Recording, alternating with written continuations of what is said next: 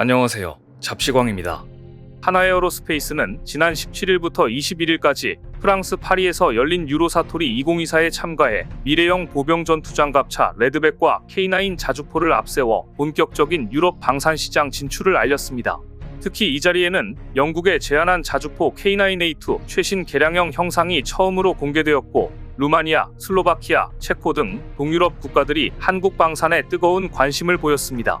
이런 분위기 속에서 루마니아가 한국에 K9 자주포 54문과 지원장비, 탄약 등을 도입하기로 최종 확정지은 데 이어 한국이 보낸 휴대용 지대공 미사일이 루마니아의 핵심 부대에 실전 배치되자 프랑스가 누구보다 열받아하는 모습을 보였는데요.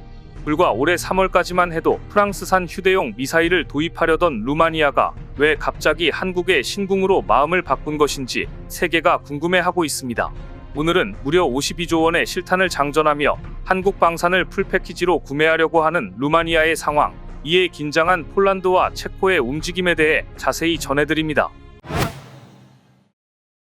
지난주 루마니아의 군사매체 디펜스24는 이렇게 보도했습니다.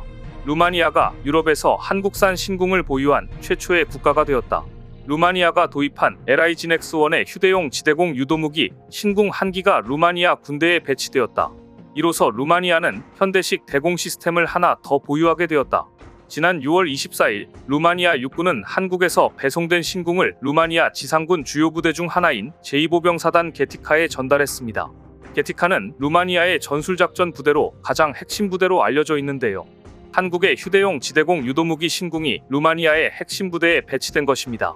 루마니아는 한국으로부터 9천만 달러 상당의 신궁 54기 도입을 추진하는 것으로 알려져 있지만 아직까지 확정되지는 않았습니다.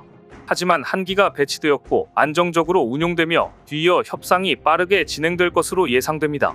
우크라이나군은 전쟁 초기부터 휴대용 유도무기 스팅어 미사일로 러시아 전투기를 다수 격추했고, 스팅어 한 발에 500억에 달하는 수호이 34가 격추되는 장면이 전 세계에 알려지자 이때부터 세계는 휴대용 지대공 미사일에 관심을 갖기 시작했습니다. 그런데 루마니아의 신궁 한 기가 실전 배치되었다는 보도를 가장 비중 있게 내보내면서 열받아한 나라는 바로 프랑스였습니다. 루마니아 매체는 신궁 계약을 입찰이 아닌 정부의 계약으로 낙찰되었다고 보도했는데요. 지난 3월까지만 해도 유럽 5개국과 공동구매 계약을 통해 프랑스 미스트랄 3를 구입하려고 했습니다. 그런데 대체 그 사이에 왜 루마니아는 유럽 5개국 공동구매 대열에서 이탈해 프랑스를 버리고 한국의 신궁으로 돌아선 것일까요? 한국이 만든 신궁은 그동안 한국군이 운용해본 제블린, 레드아이, 이글라, 미스트랄 등 외국산 휴대용 미사일의 장점을 모두 모아놓은 미사일입니다. 신궁은 비례 항법 기술을 적용해 미사일이 항공기를 뒤쫓는 대신 비행 경로를 예측하고 명중이 예상되는 지역으로 곧바로 이동합니다. 스팅어 미사일에 비해 훨씬 가볍고 명중률이 높으면서도 가격이 스팅어의 반값도 안 되는 1억 8천만 원입니다. 미국 스팅어와 러시아의 이글라 등이 명중률이 60% 안팎인데 반해 신궁의 명중률은 90%대를 자랑합니다. 프랑스 미스트랄은 신궁과 명중률은 비슷하지만 신궁에 비해 무게가 5에서 6kg 가량 무겁습니다. 심지어 미스트랄의 가격은 대당 2억 3천만 원이 넘습니다. 이러니 한국에 신궁을 도입할 수밖에 없는 것 아닐까요? 유럽 네티즌들조차 한국 방산무기의 유럽 진출 뉴스를 보며 이런 반응을 남겼습니다. 한국인들은 시장이 감당할 수 있을 정도의 가격대에서 무엇을 원하는지를 정확히 알고 그것을 시장에 내놓을 수 있는 안목을 키웠습니다. 이처럼 루마니아는 신궁 한 기를 실전 배치하고 K9 자주포 54문 도입을 발표했습니다. 또한 K2 전차, 레드백 장갑차, K239 천무까지 한국산 무기를 대거 도입하려 하고 있습니다. 이에 질세라 폴란드 역시 K2 전차 수출 2차 계약을 오는 9월에 체결할 것이라고 밝혔습니다. 1차 계약은 한국에서 생산한 100여 든 대를 도입하는 것이고 2차 계약은 500대를 폴란드 현지에서 생산하는 것입니다. 한국 방산업계는 폴란드 정권이 8년 만에 교체되자 그동안 방산 계획이 물거품이 될 수도 있다며 이후를 준비했습니다. 그중 하나는 루마니아와 중동 쪽으로 방산 수출 시장을 넓히는 것이었습니다. 그리고 지금 가장 성과를 내고 있는 국가는 루마니아입니다. 우크라이나와 국경을 맞대고 있고 늘 러시아의 위협에 시달리는 루마니아는 군 현대화 계획을 위해 2032년까지 주요 무기 도입에 399억 달러, 우리 돈으로 약 54조 원을 투입한다고 발표했습니다. 주력 전차에 80억 달러, 보병 전투 장갑차에 32억 달러, 미사일에 약 21억 달러 등의 사업비를 투입하겠다는 계획도 발표했습니다. 여기에 전차와 교량전차 등 부수적인 장비 도입까지 고려하면 우리 돈 20조 원 이상의 무기체계 도입이 예정된 것입니다. 그런데 공교롭게도 루마니아가 도입하려는 모든 무기체계는 한국이 가장 잘 만드는 것이라 한국산이 유력하게 거론되고 있습니다. 이 모든 것이 현실화되면 한국에게 약 20조 이상의 무기를 구입할 가능성이 높아진 겁니다. 폴란드와 루마니아가 한국산 무기를 구입한 이유는 뛰어난 성능과 경쟁력 있는 가격 그리고 빠른 납기가 주요했습니다. 물론 기술 이전과 현지 생산도 이들 나라들에게는 중요한 문제였습니다. 그런데 폴란드는 K2 전차 1000대를 도입하면서 폴란드 현지에서 500대를 생산하고 이후 유럽 내 한국형 전차 K2 생산의 중심지가 될 것이라고 했습니다. 폴란드는 AS-21 레드백에 대해 현지 성능 테스트를 요구했는데요. 레드백에 대한 현지 성능 테스트에서 참가한 군인들의 호평이 이어지자 이 테스트는 오히려 레드백에 대한 엄청난 홍보 효과를 거뒀습니다. 당시 현지 실전 테스트 팀장이었던 크시슈토프 한핵중령은 레드백에 대해 이렇게 말했습니다. 우리 기계화부대 입장에서 보면 레드백은 21세기로 진입이다. 이전 장갑차인 BWP-1과 비교하면 50년은 도약한 셈이다. 다양한 국가에서 사용되는 전투 차량에 대한 현대전쟁의 기본 요구사항을 충족하는 차량임이 분명하다고 했습니다.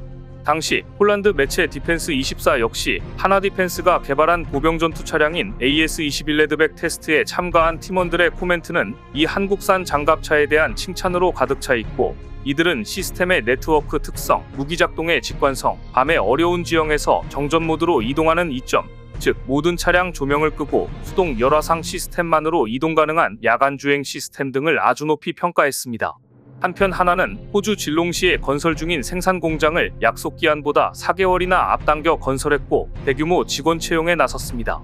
이곳에서 K9 자주포와 탄약, K2 전차, 레드백 장갑차 등을 생산할 예정입니다. 이처럼 무기에 대한 빠른 납기만큼이나 빠르고 신속한 현지 공장 건설 능력은 무기 구매에 관심이 많은 나라들에게 한국에 대한 좋은 이미지를 심어주는 또 하나의 강점으로 작용하고 있습니다. 최근 이탈리아는 11조 원 규모의 독일 레오파르트 2A 전차, 장갑차 도입 사업을 전면 취소했습니다. 가장 큰 사유는 독일 방산업체가 이탈리아 현지 공장 건설 불가 및 이탈리아 생산업체 참여 불가 입장을 고수했기 때문이었습니다. 사실 현지에 공장을 건설하고 현지인을 고용하는 것은 결코 쉽지 않은 일입니다. 현지인에게 기술 교육을 하는 데에는 막대한 시간과 비용이 들고 이후에도 숙련된 기술자가 되기까지 상당한 시간이 소요되기 때문입니다. 최근 루마니아는 하나가 호주에 신속하게 군수공장을 짓고 그 지역사회가 바뀌는 상황을 목격하면서 자신들도 하루속히 K9 자주포 공장을 짓고 또한 K2 전차까지 도입해 이 공장에서 생산하고 이를 유럽에 수출할 계획까지 세우고 있습니다. K9 자주포를 도입하기로 계약을 맺고 레드백 장갑차까지 도입을 고민하고 있는 루마니아 군 고위 관계자들은 얼마 전 방산 전시회에서 레드백에 실제로 탑승해본 뒤 입을 다물지 못했다는 후문입니다. 현지 매체들은 루마니아 현지에서 생산하게 될 K9의 차체를 실제로 AS-21 레드백에서 사용하기 때문에 함께 생산하면 상당한 비용 절감과 효용성을 가질 수 있다면서 현재 루마니아 장갑차 도입 사업에서 가장 유력한 후보는 단연 레드백이다 라고 했습니다. 해외군 사매체 밀리타니는 이탈리아는 679대의 보병 전투 차량을 구매할 계획이며 다르도 IFV와 이탈리아산 VCC, M13 장갑차를 교체하는 데 중점을 둘 계획이다라고 밝혔습니다. 이탈리아 보병 전투 차량의 유력한 후보는 독일과 프랑스 합작회사의 링스 장갑차였지만 레오파르트 사업이 물거품되면서 이 사업 역시 불투명해졌고 그래서 결국 가장 유력한 후보는 한국의 레드백이 떠오르고 있습니다. 독일과 달리 현지 생산, 현지 인력 투입 등에 대해 가장 호의적인 나라가 한국이기 때문입니다. 그런데 지금까지 K2 전차 유럽 생산의 중심은 폴란드가 될 것이라고 예상했지만 만일의 경우 재정적 문제로 곤란을 겪고 있는 폴란드가 한국과 K2 전차 2차 계약을 빨리 할 수 없거나 계약에 문제가 생긴다면 어떻게 할 것인가? 한국 방산업계는 이 문제에 대한 대안을 찾아야 했고 루마니아는 훌륭한 대안이 될 것입니다. 심지어 K2 전차를 생산하는 현대로템은 K2 전차 구매와 함께 루마니아의 노후화된 철도 인프라 개선에 현대로템이 기술적 지원을 할 수 있다는 솔깃한 제안도 했습니다. 루마니아 방산 전문지 디펜스 루마니아에 따르면 현대로템은 루마니아와 K2 전차 구매 생산 협력에 관심이 있을 뿐만 아니라 철도 인프라 투자에도 협력 가능성을 열어두고 있다. 현대로템은 K2 전차뿐만 아니라 철도도 생산한다.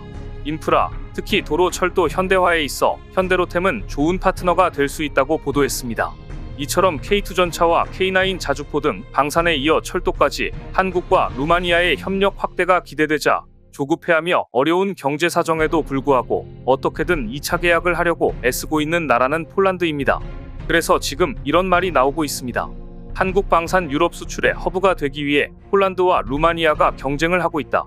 이처럼 루마니아가 K9 자주포에 이어 장갑차까지 한국산을 고려 중인 상황이 알려지자 지금까지 독일의 앞마당이었던 체코도 다급해졌습니다. 최근 유로사토리 방산 전시회에서 한국이 실물 자주포와 다연장 로켓까지 다양한 K방산 무기들을 전시하자 동유럽 국가들의 관심이 한국 부스에 쏠렸습니다. 그 중에서 체코도 있었습니다. 체코의 주력 전차는 T-72 전차로 기갑 전력은 많이 붕괴되었으며 여기에 자주포는 다나 자주포 50녀문과 프랑스에서 도입한 카이사르 자주포 60녀문 정도입니다. 차륜형 장갑차도 구소련제가 대부분입니다. 체코는 독일 방산업체들의 영향력이 상당히 높은 나라입니다. 얼마 전까지도 독일과 레오파르트 2AA 전차 도입을 위한 협상을 해오고 있었지만 독일의 소극적인 기술 이전 자세와 한 대당 400억 원에서 600억 원이 넘는 독일 전차의 가격 문제로 어려움을 겪고 있었습니다.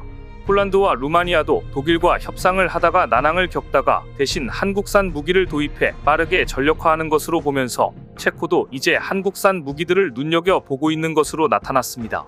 더구나 폴란드가 도입한 한국산 무기들의 성능이 우수한 것을 보면서 동유럽의 한국산 무기에 대한 입소문이 자자하고 지금이야말로 체코도 마음이 움직일 여지가 충분하다고 보고 있는 건데요. 특히 폴란드 현지에서 흑표 전차가 생산되면 폴란드로부터 흑표 전차를 도입할 가능성이 높다는 게 방산 전문가들의 시각입니다. 이렇듯 한국에 대한 관심이 높아지면서 루마니아가 그랬듯 체코도 정부 차원의 대규모 협상단을 한국에 파견할 준비를 하고 있는 것으로 알려졌습니다. 한국으로서도 루마니아와 체코, 슬라비아를 묶어 방산시설을 만든다면 한국산 무기의 유럽 진출을 더욱 가속화할 수 있습니다. K방산은 이러한 글로벌 러브콜 덕분에 올해 수출 목표 27조 원 달성에 청신호가 켜졌다는 분석이 나오고 있습니다. 오늘 준비한 소식은 여기까지입니다. 댓글을 통한 여러분들의 많은 의견 기다리겠습니다. 시청해주셔서 감사합니다.